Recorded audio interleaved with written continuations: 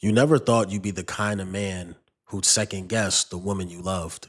She was everything you thought you wanted: smart, sexy, spiritual, and just the right amount of crazy to keep things exciting. You met her through a mutual friend at a birthday party 2 years ago. She said this energy that made everyone around her feel important. You got pulled into that orbit fast. Within 6 months, you were living together. You paid most of the bills, helped get out of debt, even co signed on a car. You did all this because you believed in us. You were building, but in the back of your mind, something always felt off. It started with small things. She'd laugh a little too hard at texts she wouldn't show you. Her phone was suddenly always face down. She started calling you controlling whenever you asked questions, but you weren't controlling. You were observant, and you were right to be. The real red flag came on Thursday night. You got off work early, supposed to be a surprise.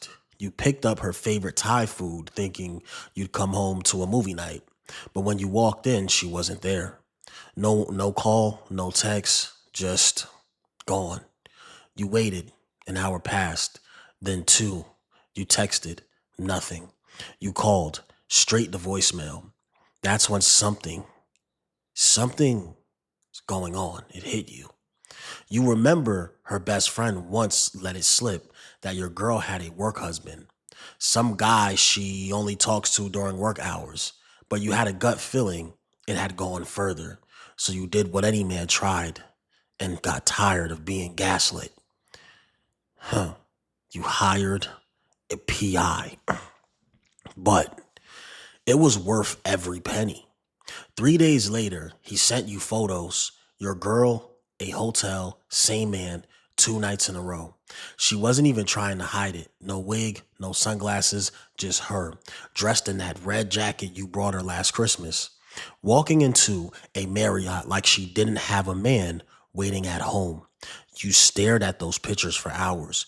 You weren't even angry at first, just numb, shocked, like the entire world hit mute. But then something snapped. You weren't going to yell. You weren't going to cry. You were going to catch her. So you waited until the next night. Same routine. She told you she was working late. You nodded. You kissed her on the forehead. You even told her to drive safe. She smiled like she hadn't been betraying you for weeks. You followed her. You watched her pull into the same hotel parking lot. You watched her get out of her car like nothing was wrong in the world. And you followed her in.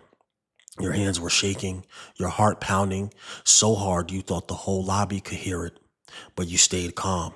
You let her get in the elevator. You waited. Then you asked the front desk what floor room 709 was on. You didn't even need a room key to get up. When the elevator doors opened, you saw her shoes. She had kicked them off right outside the room, like it was her home. You stood outside that door for 10 full seconds before you knocked. Not hard, just enough. She answered it, wrapped in a robe that clearly wasn't hers. The look on her face was worth everything. "What the hell are you doing here?" she whispered, panicked. You said nothing. You just looked past her, at the man lying in bed behind her, shirtless, but clearly too comfortable. "You're gonna introduce us?" you asked. Her mouth opened, but nothing came out. Then came the lies. "It's not what it looks like. We were just talking. I didn't know he'd be here." You stared at her like she was speaking another language. "You're in a robe. He's shirtless. And this is the same hotel from 2 nights ago."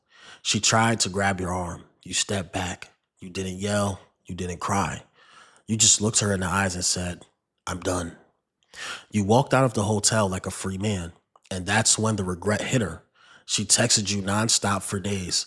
Apologies, excuses, blame shifting. "You pushed me away. I didn't feel seen.